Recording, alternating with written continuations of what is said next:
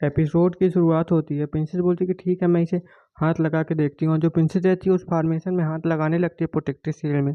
तभी जो फ्योंसी रहता है उसका हाथ पकड़ लेता है और बोलता है कि तुम मत लगाओ, अगर तुम्हें कुछ हो गया तो इस पे हाथ मैं लगाता हूँ, तुम बिल्कुल भी चिंता मत करो। जो फ्योंसी रहता है वो बोलता है कि इसे मैं चेक करता हूँ, अगर इसे में कुछ हुआ तो वो मुझे हो जाएगा, तुम्हें कुछ नहीं होगा।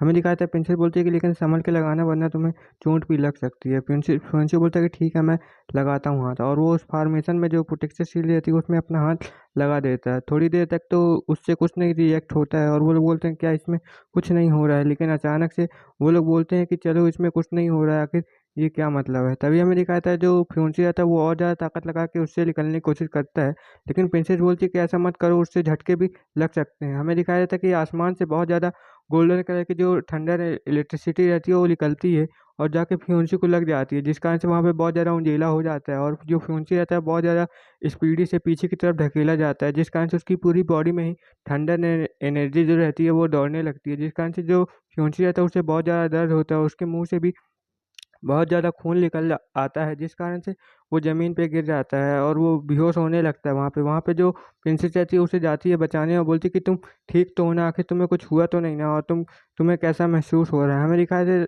जो फ्योंसी रहता है वो बोलता है कि ये तो बहुत ज़्यादा ताकतवर था, मेरी सोच से भी बहुत ज़्यादा ताकतवर था ये थंडर अटैक, ये तो बहुत ज़्यादा खतरनाक है। और जो फ्योंसी रहता है वहीं पे बेहोश हो जाता है। हमें दिखाया था प्रिंसेस बोलती है कि क्या ये इतना खतरनाक है, क्या ये किसी को अगर इसके पास कुछ और उसका भालू आ जाता है वहाँ पे और बोलता है कि तुम टेंशन मत लो, वो बस बेहोश हो गया है। प्रिंसेस बोलती है क्या तुम्हारे समय भी ऐसा ही हुआ था, और वो बोलता है कि हाँ मेरे समय पे भी ऐसा ही हुआ था, और जितने ज़्यादा ताकतवर लोग इसे तोड़ने की कोशिश करेंगे ये इतना ज़्यादा ठंडर मारेगा। हमें यहाँ दादाजी का सीन दिखाया जाता है। दादाजी को जब ये पता चलता है कि मेरा जो पोता है वो ब्लडी माउंटेन में जाके फंस चुका है, जिस कारण से वो वहाँ से नहीं निकल सकता है। और वो उसका सेवक बताता है कि जो मिस मून है वो वहाँ पे गई थी और उन्हीं के पीछे पीछे यंग मास्टर भी वहाँ पे चले गए हैं। वो लोग सोचते हैं कि सिर्फ मेरी वजह से हुआ है, और वो बताता है सेवक कि हमें वहाँ पे शिप के बहुत सारे अवशेष भी मिले हुए हैं। हमें लगता है कि वो ब्लडी मून माउंटेन में चले गए हैं, जिस कारण से वहाँ पे बहुत ज़्यादा खतरा हो सकता है। वो दादी बोलती है कि तुम कुछ करते क्यों नहीं हो। तभी जो बुढ़ा बोलता है कि ठीक है मैं कर देता हूँ, तुम टेंशन बिल्कुल भी मत लो, और जल्द से जल्द हम फ्योंसी को बचाने वहाँ पे चले जाएंगे। तभी जो दादाजी रहता है बोलता है कि और बोलता है कि सबको इकट्ठा करते हुए बोलता है कि जल्दी से जाओ, जितने भी एल्डर लोग हैं हमारी फैमिली में सबको इकट्ठा कर लो और ये संकेत दे दो कि हम उस माउंटेन में जा रहे हैं उन्हें बचाने के लिए। और दादाजी बोलता है अगर ये एक हादसा हुआ तो ठीक है, नहीं तो अगर ये किसी ने जानबूझ के किया और हमें उसका पता चल गया तो हम उसकी पूरी फैमिली को ही बर्बाद कर देंगे। ये सुनकर जो वो बंदर रहता है, ये वाला बंदा, वो बोलता है कि नो नो, मेरी फैमिली तो बहुत ज़्यादा खतरे पे है। तभी हमें प्रिंसेस का सीन दिखाया जाता है। प्रिंसेस उस भालू को बोलती है कि क्या तुम ट्राई करना चाहते हो, मैं देखना चाहती हूँ कि जिसके पास इसका सक्सेसर जो होगा उसके वो क्या आर पार जा सकता है। जो प्रिंसेस रहती है वहाँ पे फार्मेशन पे हाथ लगती है, और जैसे ही हाथ लगती है तो उस फार्मेशन के आर पार चली जाती है। ये देख के प्रिंसेस जो बोलती है कि मुझे ऐसा ही लगा था, मैं इसका सक्सेसर हूँ, इस कारण से मैं इससे जब चाहे निकल सकता हूँ। जो भालू रहता है उसे देख के बहुत ज़्यादा हैरान हो जाता है, बोलता है कि आखिर क्या हो गया। प्रिंसेस बोलती है कि देखा मैंने तो ऐसा कर लिया, अब चलो। और जो भालू रहता है वो अपने आप को थप्पड़ मारने लगता है, बोलता है कहीं मैं सपना तो नहीं देख रहा हूँ। और जो भालू रहता है वो बोलता है कि ये तो सच में है, अब हम यहाँ से बाहर निकल सकते हैं। तभी जो रहता है भालू प्रिंसेस को जाके पकड़ लेता है और बोलता है कि मम्मी मुझे भी यहाँ से बाहर निकाल दो प्लीज़। हमें दिखाया जाता है जो प्रिंसेस रहती है उसको ऐसे व्यवहार से बहुत ज़्यादा गुस्सा हो जाती है और बोलती है कि मैं तुम्हारी मम्मी नहीं हूँ, यहाँ से दफ़ा हो जाओ वरना मैं तुम्हें बहुत पीटूंगी। तभी हमें दिखाया जाता है जो प्रिंसेस सोचने लगती है क्या मैं किसी और को भी अपने साथ ले जा सकती हूँ। तभी वो जो भालू रहता है कि आखिर तुम करने क्या वाली हो, लेकिन जो प्रिंसेस रहती है उसका कान पकड़ती है और बोलती है कि चलो मेरे साथ, मैं कुछ चेक करना चाहती हूँ। और जो भालू को वो घसीट के ले जा रही होती है, भालू सोचता है कि लगता है मैं तो अब गया। हमें दिखाया था प्रिंसेस जैसे ही उस फार्मेशन के पास पहुंचती है, उस फार्मेशन के अंदर बहुत ज़्यादा ठंडा एनर्जी निकलने लगती है और भालू सोचता है कि अब तो मैं गया, अब तो मेरी बैंड बनने वाली है। और हमें दिखाया था भालू को बहुत ज़्यादा ठंडर अटैक पड़ते हैं वहाँ पे, जिस कारण से जो भालू रहता है पूरा ही तड़प पड़ता है।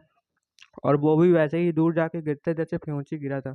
वो बहुत दूर जाके गिरता है और उसकी पूरी बॉडी में जो ठंडर एनर्जी रहती है वो दौड़ने लगती है, जिस कारण से भालू को वहाँ पे बहुत ज़्यादा दर्द हो रहा होता है। प्रिंसेस बोलती है कि इतना नाटक मत करो, तुम्हें उतनी ज़्यादा चोट नहीं लगी और तुम ठीक हो जाओगे। फ्योंची बोलती है कि मैं किसी को साथ में भी नहीं ले जा सकती हूँ, इसका मतलब मैं अपने फ्योंची को भी साथ में नहीं ले जा पाऊंगी। हमें दिखाया जाता है प्रिंसेस सोचती है कि लगता है मुझे कोई और रास्ता इसके लिए ढूंढना पड़ेगा। जो प्रिंसेस रहती है वो भालू को बोलती है कि भालू तुम जल्दी से उड़ जाओ, तुम्हें कुछ नहीं हुआ है। और जो भालू रहता है बोलता है कि अब आप क्या करवाना चाहती हैं, मुझे ऐसा मत दो, मुझे ठंडा से बहुत ज़्यादा डर लगता है। लेकिन प्रिंसेस बोलती है कि हम कहीं नहीं जा रहे हैं, तुम जाओ। और जो फ्योंची है उसे अपने कंधे पे उठा लेना। प्रिंसेस बोलती है कि तुम्हें जाना होगा और जो फ्योंसी है उसे अपने कंधे में उठा लो, हम किसी और जगह जाके इसका जो वीक पॉइंट होगा उसे ढूँढ के वहाँ से निकलने की कोशिश करेंगे। और प्रिंसेस बोलती है कि हमें ऐसे ही करना पड़ेगा, हमारे पास और कोई रास्ता नहीं है। हमें दिखाता है जो भालू रहता है वो फ्योंसी को अपने कंधे में उठा लेता है, बोलता है कि ठीक है आप जैसा कहती हैं हम वैसे ही करते हैं। और प्रिंसेस लोग वहाँ से निकल जाते हैं, लेकिन हमें दिखाया जाता है कि उनके ऊपर कोई नज़र रख रहा होता है, जो कि पता नहीं कौन रहता है वहाँ पे। हमें हमें यहाँ पे रानी का सीन दिखाया जाता है। रानी के पास वही बंदा आ जाता है, बोलता है कि प्लीज़ रानी मुझे बचा लीजिए, मेरी फैमिली बहुत ज़्यादा खतरे में है। उन्होंने बोला है कि अगर उन्हें पता चल गया कि मेरी फैमिली के द्वारा ये सब किया गया है तो वो मेरी फैमिली को बर्बाद कर देंगे। हमें दिखाया जाता है रानी जो रहती है उससे बोलती है कि मैंने तुमसे थोड़ी नहीं कहा था उसे मरवाने के लिए, मैंने तुमसे ये बस कहा था कि तुम जाके उससे थोड़ा बात कर लेना, लेकिन तुम तो उसे मरवाने के लिए चले गए। तुम्हारी हिम्मत भी कैसे हो गई उसके ऊपर हाथ डालने की। तभी हमें दिखाया था वो बोलता कि मुझे लगा कि मैं इस सब चीज़ को सीधे ही निपटा दूंगा तो ज़्यादा बढ़िया रहेगा, और यहीं पे एपिसोड खत्म हो जाता है। Okay bye bye. गाइज मेरा एक और चैनल है जिसमें मैं एक नया मांगवा स्मेल एक्सप्लेन कर रहा हूँ, अगर आपको वो देखना है तो आप मेरे डिस्क्रिप्शन में जाके मेरे चैनल की लिंक जाके देख सकते हैं। Okay bye bye.